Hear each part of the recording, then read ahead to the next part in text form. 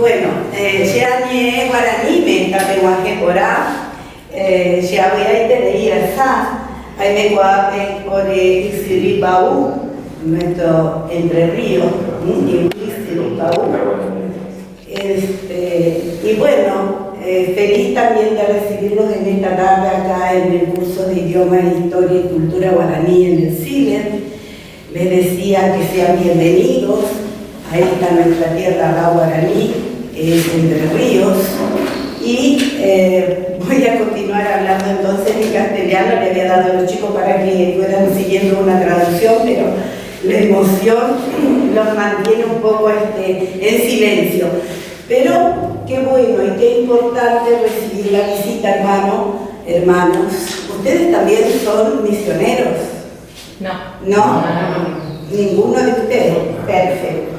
Entonces, la importancia decía porque desde que comencé como referente guaraní para la provincia de Entre Ríos en el año 1992, siendo de cuna guaraní por parte materna y paterna y tener un abuelo negro, me mencionan referente contra los 500 años en el Cerro Rico de Potosí. A partir de ahí fue un intercambio de conocer a qué guaraní pertenecía, primero a mí, Entre Ríos, y luego conectarme con el resto de las comunidades, ¿no?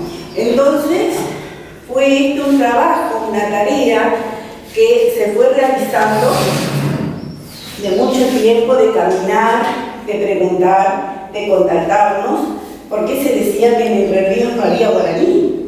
Pucha, sí, hasta pasada la mitad de la provincia de Buenos Aires había vestigios de nuestra presencia, como es que Entre Ríos no tenía guaraní.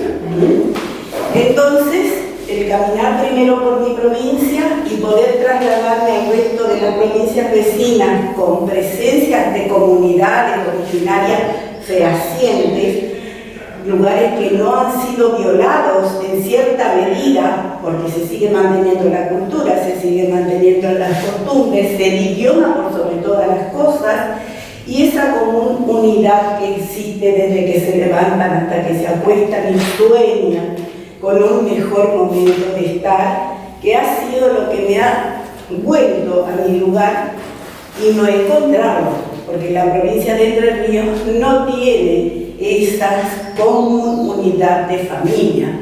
Fueron devastadas en las diferentes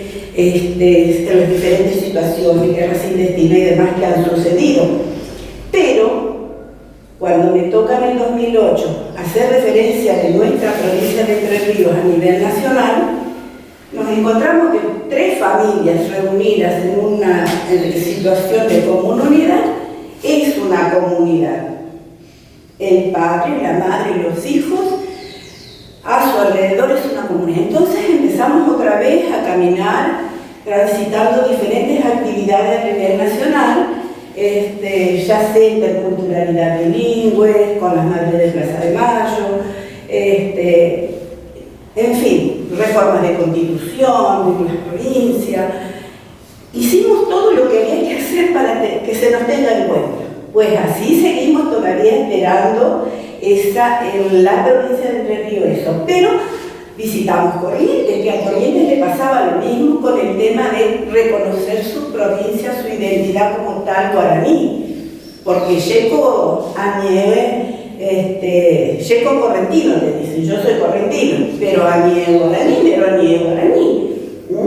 Entonces, llegó a Misiones durante varias veces, siempre la Semana de la Memoria, Verdad y Justicia, pero mucho antes reconociendo lo que es todo la memoria de Andresito Guazurarí y de Guacurarí, que dicen con la mitad de portugués y la mitad de guaraní, y nos encontramos que somos una gran región empoderada de memoria, de ancestralidad y de tanto que hasta hoy día comienzan los gobiernos a través de las diferentes actividades a relacionar lo que es la medicina, lo que son las plantaciones, los alimentos, lo que es hacer las huertas comunitarias, que que es todo lo que nuestros abuelos nos fueron dejando en nuestra genética.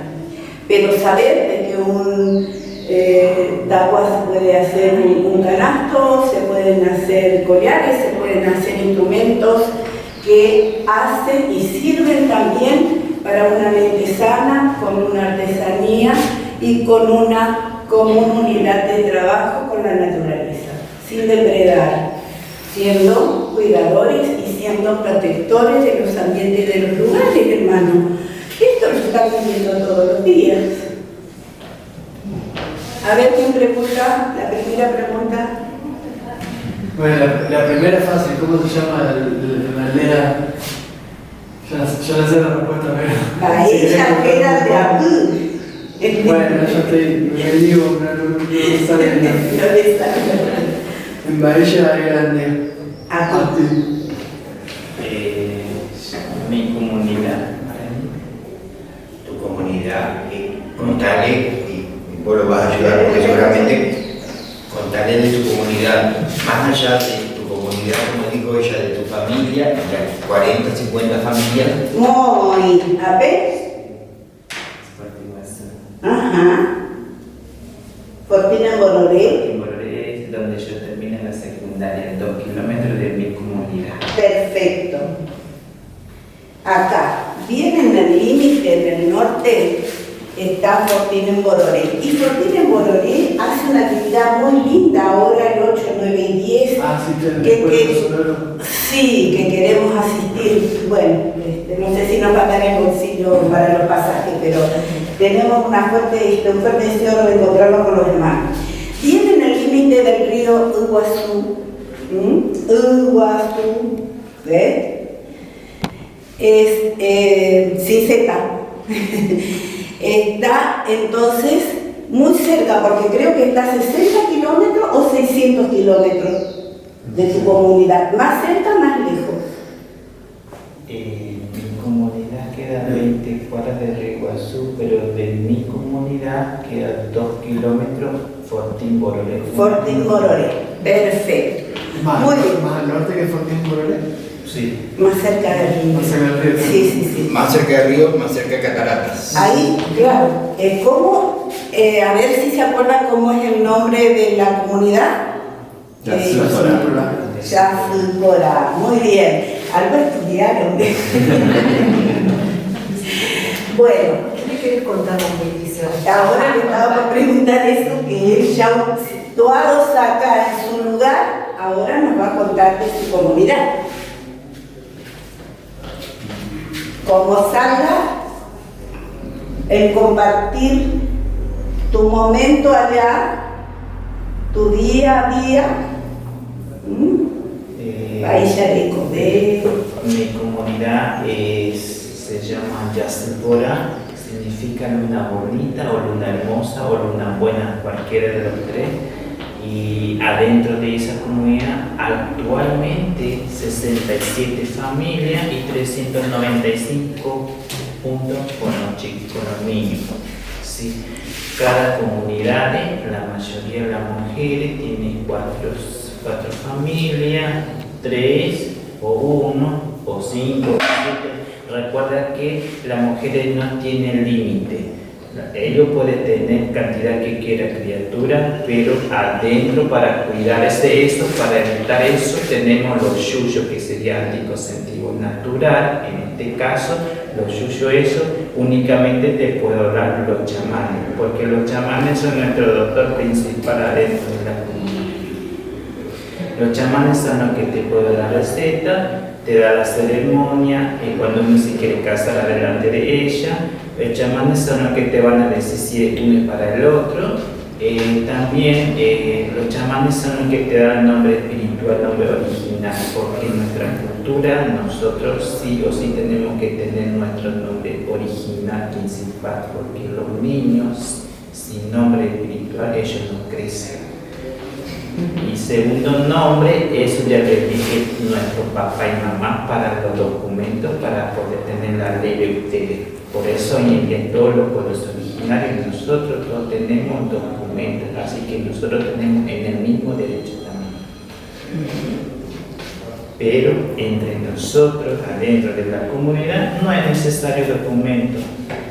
No es necesario. Nosotros todo documento que tenemos es para lograr, podemos decir, para los registros, para registrar, digamos. Sí. Para cuando van a la escuela. Para el trabajo. Y también adentro de esa comunidad, recuerda que cada comunidad nosotros tenemos jefe, en este caso es el cacique. Cacique es la máxima autoridad y ese cacique lo elige comunidades, como una asamblea. Somos una gente muy democrática y adentro de cada comunidad tenemos nuestra propia norma y la ley, y eso establece los caciques.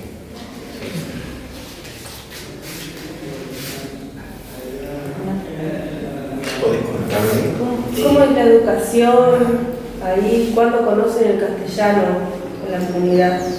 ¿Se habla el castellano o el guaraní? Antiguamente la mayoría, desde que nacimos, aprendemos nuestro propio dialecto. Nuestro papá, desde la casa, desde que nació, entre nosotros hablamos guaraní. Sí, nosotros aprendemos castellano de edad de 4 años. Sí. De preescolar hasta séptimo grado, esa es la primaria. ¿La transmisión es oral? ¿Cómo? Si la transmisión para la lengua guaraní es oral, Es digamos. oral, no existe escrito, todo oral. Bien, ¿alguna pregunta más que hay por allí? Me quedé pensando igual en el tema de cómo funciona la democracia y el cacique. ¿Cuánto dura el cargo cacique? ¿Cómo lo eligen? En este caso cacique no es como el Estado, no es como gobierno. Nosotros reunimos un mes, cada 2 meses, o cada 3 meses, o cada 15 días. Reunimos, hacemos una asamblea. Ahí observamos, o si no, preguntamos al cacique si está todavía, si está todavía de acuerdo de su cargo, si ya no está de acuerdo, ya él mismo ya le pregunta a la comunidad, bueno, mi cargo llegó hasta ahí comunidad. Entonces nosotros tenemos que buscar a otra persona que tiene experiencia, entonces ya votamos. Por eso reunimos cada 15 días o cada un mes. Por eso no es como el Estado que se espera 4 años para renovar. No, nosotros reunimos diariamente. ¿Cómo es la forma que habitan, o sea, la casa o choza de ustedes, cómo se alimentan? Bueno, eso sí también nosotros nos perdemos también por un lado porque nosotros, a pesar que nosotros ya no tenemos la suficiente selva, nosotros sí o sí siguen plantando alrededor de la casa para no perder nuestra comida típica. Plantamos choclo, mandioca, no sé si le han conocido, y batata. Y para poder mezclar ese alimento para nuestro guiso, que criamos gallinitas, patito y chanchito. ¿Sí?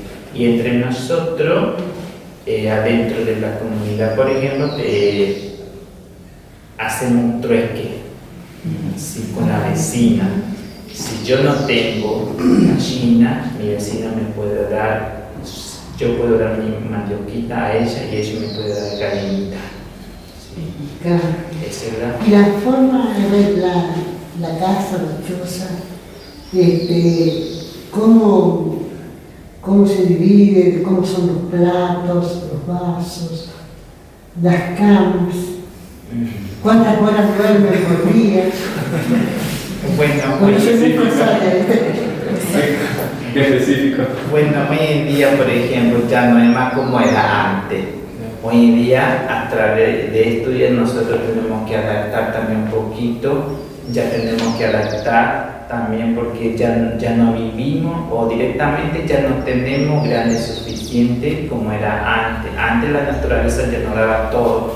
Por eso nuestra cama, por ejemplo, es normal como ustedes también. Ah, mira. Sí. Pero sí sigue manteniendo a través de ese nuestra sigue usando también la camita y sobre todo los chamanes quieren así. Con la mata. La madera. Con la Y maderita. el fuego, ¿cómo lo hacen? ¿Tienen alguna cocina especial? ¿Algún Sí, lo la que se mayoría. dice, horno? Sí, la mayoría de la comida todo tiene cocina de alga, heladerita, pero nosotros, por ejemplo, sigue manteniendo también, cocinamos también con la leña. Y también cuando hace frío, nuestra estufa principal es obviamente el fuego, con la leña. Sí. Frutales. Frutales, existe también varios ahí en la comunidad. Sí, en este caso, mamón y banana, todo eso sí, nosotros mismos tenemos en la comunidad. La comunidad de ustedes, perdón por preguntar tanto, andan de a pie, tienen bicicleta, tienen surf, tienen caballo. La mayoría de la comunidad hoy en día caminamos, en general caminamos. Bien. Bueno, algunos que otros sí ya pueden tener también su cosa, su motito, autito, eso ya es de su propia economía de cada familia. Ahora se ha evolucionado bastante con la apertura de nuevos colegios, de nuevas escuelas o el acercamiento, ¿no?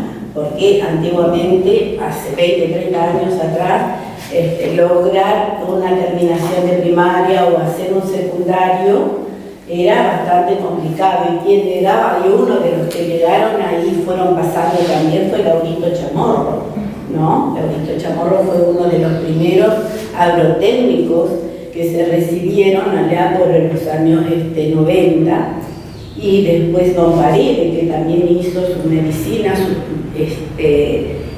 sus estudios sobre diferentes conocimientos de medicina, de salud, digamos, manteniendo ambos, la medicina alopática, digamos, o la ciencia tradicional, pero él también tenía el conocimiento de todo lo que son las plantas medicinales, que en su gran mayoría hasta hoy día se continúa usando, porque todo mal que la persona tenga, primero lo ve el que es el chamán, el médico de la comunidad. Y si se ve que no hay muchas soluciones, entonces se asiste a las salitas de medicina alternativa, ¿no? De medicina alopática, o científica. Las calles son de tierra, son asfaltadas. La casa nuestra, la entrada es directamente la tierra. Sí. También quería comentar porque, por ejemplo, la Biblia principal no es el libro nuestra, la Biblia principal lo que utilizan los chamanes para evitar enfermedades, siempre utiliza pipa, eso es en nuestra Biblia los chamanes. Una vez que los chamanes agarran su Biblia, ella ya se da cuenta de todo, los pronósticos, lo que van a suceder el día de mañana, todo eso, y cuando agarra su Biblia. Pero la pipa, por ejemplo, tiene que ser nuestra, y tabaco también tiene que ser nuestra. ¿La vestimenta? Vestimenta hoy en día normal. No. Normal, sí. ¿No usan esas polleras hermosas que usaban antes? Utilizamos durante los rituales, durante la misa. Sí. ¿Hace cuánto que están ahí en la comunidad, digamos? Porque me imagino que se asentaron hace unas décadas cerca de Puerto Iguazú, digamos, venían de otro lugar, por ahí. La comunidad, lo que te pregunta, sí, la comunidad donde están las 60 hectáreas hoy, vinieron de otro lado. En realidad lo que te quiero preguntar es que vos le comentes, en realidad era todo de ustedes, era todo de ustedes, hasta que llegaron los no tus amigos jesuitas y los empezaron a hacinar. O sea, en realidad, comentáselo, en realidad ellos eran un pueblo libre. Quiero destacar algo que por ahí él, en tanta información y al traducirlo, quiero destacar algo muy importante. Su cultura no tenía maldad, no tenía castigo, no separaba al hombre de la mujer. Era una sola cosa todos, sin cacique. La figura del cacique se la impone el jesuita para que haya un jefe que los mande. Ellos no lo tenían, su único líder espiritual siempre fue su chamán, que vendría a ser su sacerdote, su médico, su todo. Con la llegada de los invasores y con la domesticación, vamos a poner una palabra un poquito más suave, de su cultura, y él, yo quiero que les diga algo, que él lo dice con orgullo, no pudieron matar la cultura, no nos pudieron matar el corazón. Y no podrá. Y no podrá tampoco, porque están surgiendo. Porque fallaron, porque todos los que vienen de otro lado son, vamos a decir, son usurpadores, porque esto es nuestro. Él jamás se sintieron dueños de la tierra, siempre guardianes, ¿cierto? Siempre guardianes, es decir, que están puestos en el lugar como protectores entre el Padre, Universo, y la Madre Tierra, que es la que da los alimentos. Entonces, Ñanerú Papá, el verdadero, ella era, ¿cómo? No me sale el nombre ahora. Ñamandú. Sí, Ñamandú. Ñamandú, ajá. ¿Y papá te nombre?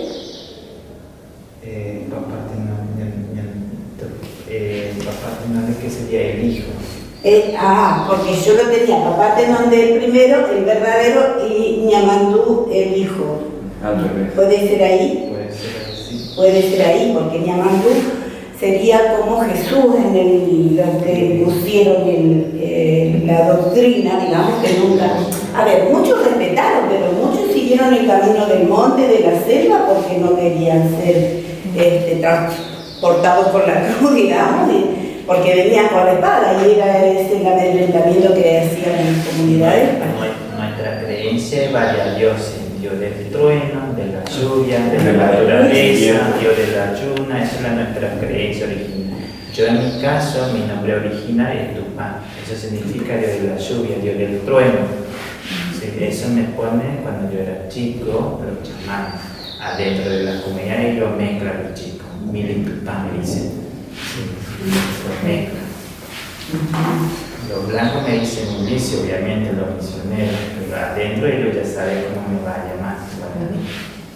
No llego ahora de cuna, pero para lograr el poder llegar con el nombre al documento, tuvieron que pasar 60 años y lucha, tras 18 años de estar renegando porque cajoneaban los documentos para que fuera el documento de identidad. Ahora ya está, hace 5 años en el documento de identidad. Pero bueno, era un logro que, a pesar de las leyes que primero las hacen y después no las cumplen como debiera, o no las respetan, entonces uno tenía que luchar para que sea respetado eso, porque también los abuelos decían, tenés que tener tu nombre originario. Y sí, lo tenía de cuna, pero no me lo reconocían. Así que también esas cosas que fueron pasando, ¿no? Había otra preguntita que quería ahí, con respecto de la música. Quiero terminar. Claro, sí, yo por ahí hablaba como específicamente de la comunidad, entiendo de toda la historia de despojo, de la historia, pero... Son nativos. No, ya sé, no era mi intención poner esa en cuestión por el Capaz que lo que quería preguntar era... Entiendo que a partir de ese proceso de despojo, de avance, no solamente actual, a ellos hace 5 años, 6 años les volvieron a sacar 300 hectáreas para un complejo hotelero. O sea, no es que, más allá de la historia, y perdóname Milicia si podés hablar y contarme hoy, puntualmente los emprendimientos privados, ¿qué nos cuesta que se acerca gente al cacique a querer comprarle parte de las tierras para poder hacer emprendimientos privados? Exacto, por eso iba que en muchos casos muchas comunidades tuvieron que emigrar a la periferia de ciudades para subsistir, digamos. El mejor ejemplo lo tenemos en Entre Ríos con nuestros originarios charrúas en Maciá, chicos, donde están en un estado de hacinamiento total sobre un arroyo totalmente contaminado por glifosato y por todos los agroquímicos de la zona, y que si se murieran, para la gente de esa zona sería lo mejor que le puede pasar. Porque tienen el espacio. Porque tienen el espacio. O sea, no tenemos climas hasta Misiones, sino porque esa problemática también la tenemos en Entre Ríos. Es muy difícil. Como vos, hay mucha gente que ha luchado y lucha hasta el día de hoy desde el llano para lograr. Fuimos parte nosotros en su momento de cuando les quisieron expropiar las tierras, rematar. Ahí les hablo como funcionario político de actuar muy rápido en ese momento para evitar ese remate de tierras y que se las quiten, pero como decías vos, es una guardia continua. Vas con el escudo siempre arriba, no lo podés bajar un metro porque te pasan con eso. Pero además, Sabina, ¿vienen a la charla? ¿Vienen a presenciar la sala? Permiso. Sí, pasen. Gracias. Hola, ¿Cómo estás? Muy Hola, bien, vos. muy bien. Pasen, tomen. Hago una pregunta. ¿Por qué no les interesa a los políticos? ¿Cuál es la causa? Hay políticos que sí les interesa, yo te lo digo como funcionario. El poder real en la Argentina, que es el poder económico, es muy difícil de frenarlo. El mejor ejemplo, se les puede dar Milicio, y yo quiero que hable, no quiero hablar tanto yo, porque esto es más político, lo tenemos con la selva misionera. Queda Milicio, bueno, yo lo hablé con un guía en Misiones, yo creo que queda menos del 15% de la selva virgen, de una selva que había árboles El pulmón. con dimensiones de la base de sus árboles de esta escuela. La base del árbol era la dimensión de esta escuela y hoy ya no existe. Siempre pongo el ejemplo que en la comunidad de Milicio hay un árbol joven de 500 años que debe tener una base de 15 metros, 20 metros, el diámetro de la base, de 30 y pico de metros de alto, y para nosotros obviamente un árbol tan alto y es algo... Lo talan, lo rompen y fuiste, que es una lucha que vengo también haciendo desde la ciudad con respecto a arbolado. Sí, Pero arbolado. bueno, es decir, dejamos que nos siga contando, y en este caso la ceremonia de la mañana con los instrumentos musicales, o a la tarde. Nosotros tenemos, por ejemplo, en el saludo especial una sola palabra. Buen día, hola o buena noche. Sería un saludo que se dice auyevete. Con ese ya es todo. Auyevete. ¿Sí? Despedida y saludo. ¿Sí? Y gracias, en este caso agradecimiento, eso sí un poco diferente. Jaerete. Se dice jaerete, se dice gracias. Sí. Durante la ceremonia, los rituales, por ejemplo, nosotros no tenemos imagen, no tenemos, como podemos decir, un santo, digamos, no existe adentro de nuestro templo. Ahí adentro únicamente utilizamos los instrumentos. En este caso, los instrumentos, los varones acompañan a los chamanes la guitarra, pero la guitarra nuestra, de la comunidad originaria. Las 5 cuerdas era de los blancos, de la jesuita, y 6 cuerdas de la comunidad. Sí. Y caña de guambú son los que utilizan las mujeres para acompañar a los chamanes durante su reza.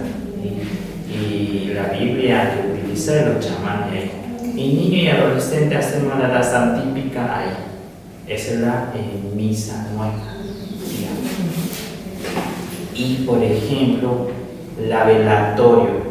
Cuando alguien muere, sí o sí tenemos que hacer velatorio en el templo, en la casa típica, porque ahí son los que nos alivian en el momento de dolor que pasa ahí. ¿Sí? Siempre nos alivian ahí. Hacemos velatorio medianoche y después cuando se termina la misa salimos todos de ahí y los cuerpos lo dejan que amanece ahí. Y el día siguiente los hombres, los mayores, ingresen ahí con el chamán para poder sacar los cuerpos de ahí. Y ahí no tienen que presentar a los niños, ahí tienen que ser los mayores. Y recuerda que cada comunidad tenemos nuestra propia cementerio. ¿Sí? Ahí lo entierran los cuerpos. Y según nuestra cultura, hacemos también en vida las cosas, no después de morir. El que muere ya muere. Ya no visitamos la tumba, no llevamos malas flores, rezamos su tumba. Esa no es la cultura. Por eso nosotros en vida hacemos las cosas.